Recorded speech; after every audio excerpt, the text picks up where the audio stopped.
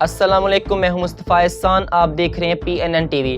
Corona کی تیسری لہر کے پیش نظر حکومت کی جانب سے ایک بار پھر بند کیے جانے والے تعلیمی اداروں کے مالکان، اساتذہ، طلباء اور والدین نے اسلام آباد کے ڈی چوک پر کاشف مرزا کی قیادت میں شدید احتجاج کیا۔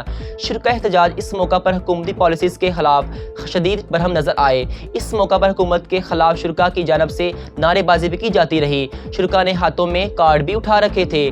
اس حوالے سے شرکاء نے PNN ٹی وی سے خصوصی گفتگو کی۔ اس موقع پر ان کا کیا کہنا تھا، آئیے آپ کو سنواتے ہیں۔ السلام علیکم سر۔ جی وعلیکم السلام سر، آپ ڈی چوک میں کس مقصد کے لیے آئے اور ایجوکیشن کی بحالی کے لیے کیا کہنا چاہیں گے؟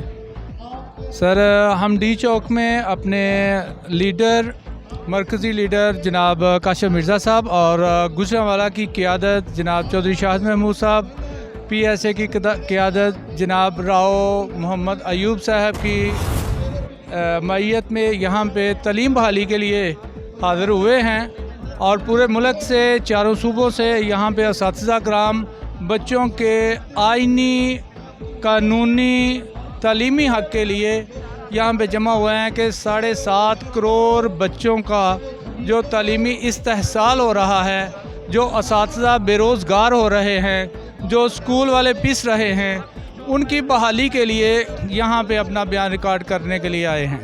بہت شکریہ۔ بہت شکریہ سر۔ اب تک کے لیے اتنا ہی۔ مزید خبروں کی تفصیلات جاننے کے لیے ہماری ویب سائٹ وزٹ کریں PNNTV.online اور رہی ہر خبر سے باخبر۔